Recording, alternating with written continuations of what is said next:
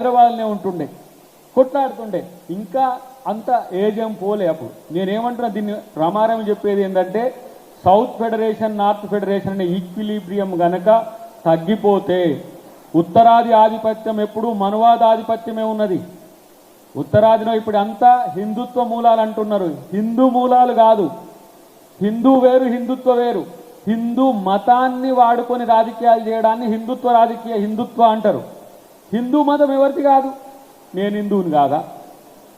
నేను పూజలు చేసిన, నేను యాగాలు చేస్తే నన్ను ట్రోల్ చేసిరుగా కొంతమంది. మీరు ఏది అద్దంకి దాకరణ మొత్తం హిందూ మతంలో పోయిందని. మరి అట్లనే క్రిస్టియన్ మతానికి పోయి ఎవడన్నా క్రిస్టియన్ల మీద దాడి చేస్తే వాని సంగతి చూస్తా అన్నా. మరి అదెందుకు రాదు? ఇదే ముస్లింల యొక్క అస్తిత్వం కోసం దర్గాల దగ్గరికి పోయి ధర్నాలు చేసినాం. మరి సిఏఎన్ఆర్సీ గురించి దాదాపు 4 రాష్ట్రాలు 5 రాష్ట్రాలు తిరిగిన అది రాదు. ఈడు ఉన్నాడు కదా పనికిరాని ట్రోల్ గాడు, వాడు చేసే ట్రోల్స్ మీరు నమ్మకండి. అన్నిటికంటే ముఖ్యంగా గుర్తుపెట్టుకోండి, మతం కంటే మానవత్వం గొప్పది.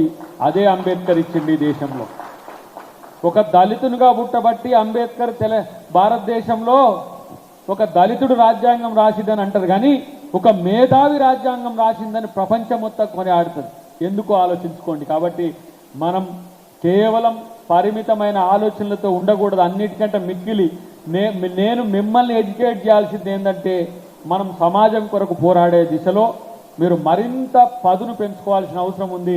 రేపు ఇంకేమైనా నేను ఆర్థికంగా బిజినెస్లో దేంట్లో లాభపడితే మీకు ఆర్థికంగా సహకారం చేస్తా.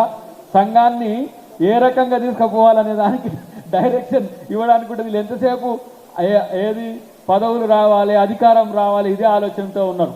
కాబట్టి మిత్రులారా, మనమందరం రేపు నేను అంటున్న, ఇంతకుముందు నాగన్నతో మాట్లాడుతున్నాం, ఎక్కడ మనం చెయ్యాలి మీటింగ్ అనే దాని మీద కూడా స్పష్టత ఉండాలి.